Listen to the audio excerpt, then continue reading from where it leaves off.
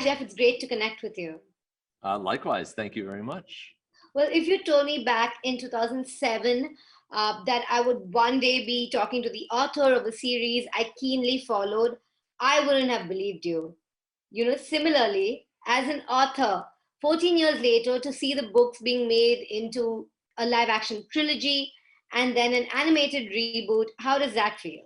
It feels so exciting. I mean, when you see that Disney logo above the Diary of a Wimpy Kid logo, it's just really thrilling because you know you're with the very best and it just looks great on screen. I mean, I didn't know how things were going to turn out. I didn't know how these 2D animations or 2D drawings were going to look in 3D. And when I finally saw it with the lighting and everything, my eyes just went pop. Well, there is so much nostalgia for 2D animation, and I love that there is that element in the opening credits, and also the fact that the animation otherwise is not too stylized as well, and it retains some of your original style. Were those your personal inputs to the animators in the studio? Yeah, you know, Greg and Rowley, they're really based on a few shapes. You know, Greg just has his eyes, his mouth, his nose, his head shape, his hair. And so as long as those elements were there, it's almost like a little bit like anime. You've got these iconic kind of drawings on top of a 3D rendering. And I think it really works together. I'm really pleased the way it looks.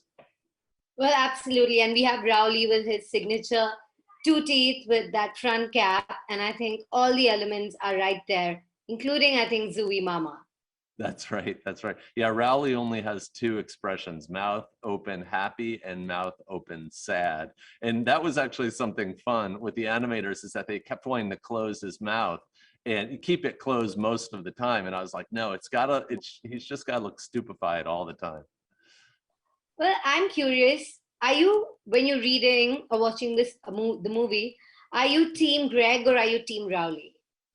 Oh, that's a really good question. I don't know the answer to that. It all gets kind of mixed up because there are the actors from the live action films, there's what's in my head, and then there's what's on the Disney animation. So it gets really kind of screwy, you know, when I'm thinking about how the actors sound and how the characters should sound.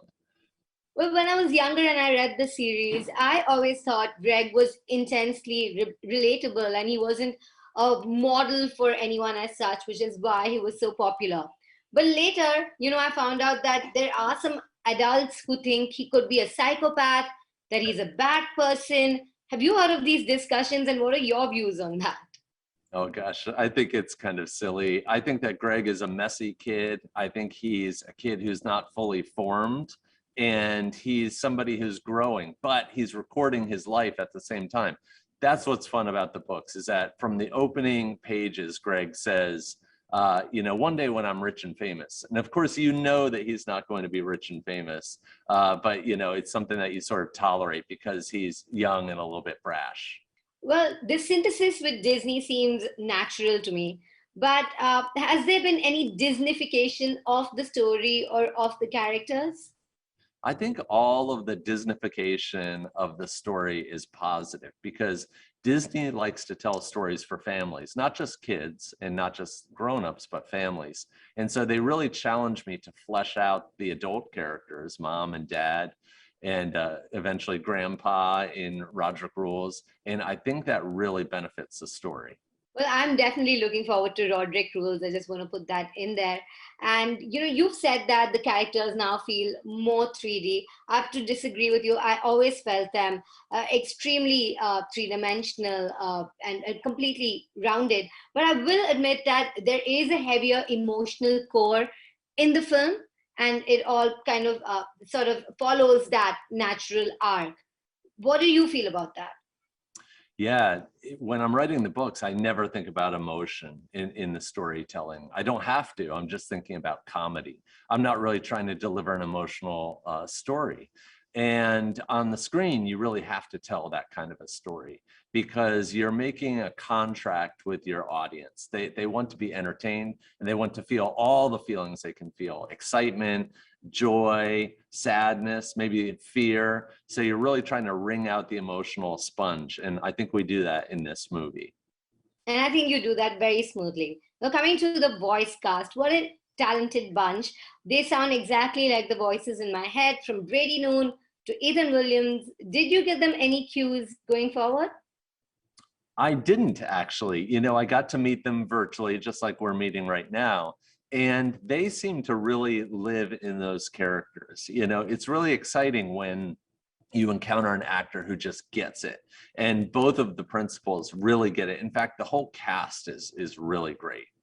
And how hands-on could you be for this film? I'm sure it happened during the pandemic, so perhaps it was a kind of remote synchronization. I was really hands-on. We might have worked virtually anyway because I'm on the East Coast and everybody else is out on the West Coast. But it was really cool because I could be in every single recording session. Like every time we bring the actors into the studio, I'm there, I'm able to give notes, maybe make little adjustments. So it's really kinetic and really exciting. Well, did you know you have a huge following in India? You know, of course, of the books, and they followed the movies and now the reboot. And I'm not just talking about myself. I did know that. I've been to India and it was really exciting. You know, I'm here today in Plainville, Massachusetts. It's a small town. And it's wild to me that I can write a book. I usually write it in my car at the cemetery, and then it gets out there to the world and reaches billions of people. It's really amazing. Well, I agree with you. You know, it is amazing to get to witness the series in all its different forms. Now, I have a question. Will Greg have to go through COVID? You know, I thought about that because it actually is something that happened to everyone all over the world. It's still happening, obviously. But I couldn't think of a lot of funny things about COVID. You know, it's all been done before about having to wear masks and social distancing, but it's not, it's a little bit played out. I think everybody's ready to move on. And so I did acknowledge it very briefly on the first page of my last book, The Deep End, but that's it. I think I'm going to move on as well. No, I think if anyone could make anything funny, that's you for sure. And speaking of updation, I think there's a updation in the movie as well. You know, they mentioned social media. It is updated for 2021, but it has it mostly stays very faithful to the original. Yeah, the Wimpy Kid books, the stories are really timeless. I like them to be timeless and placeless. I don't like you to feel like this is a story about an American kid.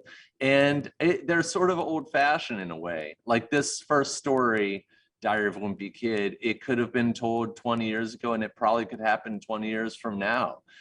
There's not a lot of technology in it. And so I really like that the stories are timeless. Why did nobody ever move the cheese? It's been 14 years. How come nobody moved that stinky cheese? You know, it's really funny. The cheese touch story came from a real life experience where I used to go to a church where there was a parking lot where there was a piece of cheese and no kids ever touched it. Nobody just kicked it to the side, right?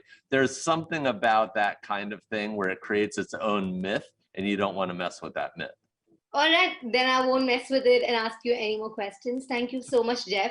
It was an absolute pleasure catching the reboot, and I hope to connect with you for the next one. Thank you so much. I really appreciate it.